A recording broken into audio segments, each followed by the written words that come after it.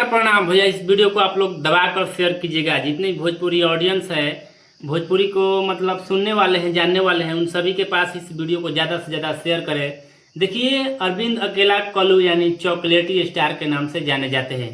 उनका एक गाना आया है जो काफ़ी जो है सोशल मीडिया पर तेज़ी से वायरल हो रहा है। तो जो भोजपुरी के लिए काम करेगा, भोजपुरी के लिए नया करेगा और अच्छा करेगा, उन सभी के लिए मेरा वीडियो प्रतिदिन आता रहता है। बाकी चलिए, नमस्कार, आप लोग देख रहे हैं संग्राम एंटरटेनमेंट। अगर आप लोग इस चैनल पर नए हैं तो चैनल को सब्सक्राइब करें। और क्या है जानकारी, जो कि कल्लू का जो गाना आया है, किस कंपनी से आया है, किसका लिखा हुआ है, इसका वीडियो क्वालिटी क्या होने वाला है और गाना कैसा है, सारा जो डिटेल रिव्यू के साथ आप लोग को इस वीडियो में बताने जा रहा हूँ। देखिए, अरविंद अकेला कल्लू का एक बहुत ही प्यारा सॉन्ग आया है। और हम सबसे पहले आप लोग से रिक्वेस्ट करना चाहते हैं कि जितने भी लोग हैं, भोजपुरी ऑडियंस है, कल्लू के इस गाने को नहीं सुने हैं तो आप लोग ज़्यादा से ज़्यादा संख्या में जाइए और कल्लू के उस गाना को सुनिए जो कि गाना पारा भोजपुरी धूम पर ये गाना रिलीज किया गया है। बाकी वीडियो क्वालिटी की बात करें तो वीडियो क्वालिटी एकदम भैया मस्त लगा मुझे। गाना भी बहुत ही मस्त है। गाना कुछ इस प्रकार का है कि बजा के डीजे के साउंड हिल डोला दे कमरिया राउंड राउंड, इस प्रकार का कुछ गाना है। और गाना बहुत ही शानदार और जानदार बवाल गाना है।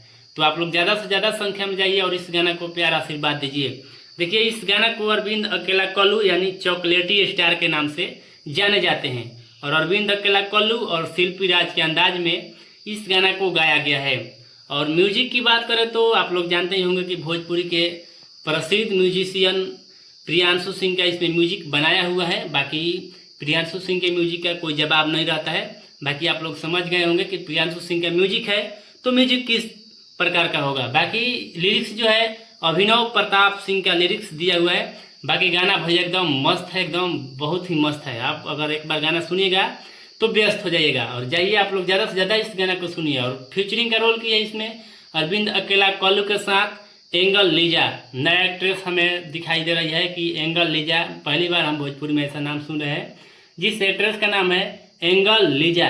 तो आप लोग ज़्यादा से ज़्यादा संख्या में जाइए पारा भोजपुरी धूम यूट्यूब चैनल पर और इस गाना को सुनिए। गाना बहुत ही बेहतरीन है, शानदार है, जानदार है, वजनदार है। और इस गाना को सुनने के बाद आप लोग इस वीडियो में कमेंट कीजिएगा कि आप लोगों को गाना कैसा लगा। बाकी आप लोग इस अपडेट के लिए कितना एक्साइटेड है, इस गाना के लिए कितना एक्साइटेड है, हमें इस वीडियो में आप लोग कमेंट करें। बाकी हमें ये गाना पहली बार सुना तो हमें बहुत ही बेस्ट लगा, मस्त लगा। तो हमें लगा कि चलिए भोजपुरी जितने दर्शक हैं, भोजपुरी ऑडियंस हैं, उन सभी को ये बात बताया जाए, अपडेट बताया जाए कि आप लोग भी जाइए और अरविंद अकेला कल्लू का ज़्यादा से ज़्यादा सपोर्ट करें, इस गाना को सुने और उस चैनल पर जाइए पारा भोजपुरी धूम पर। तो चलते हैं किसी नए अपडेट के साथ। Thank you, love you all Bhojpuri समाज।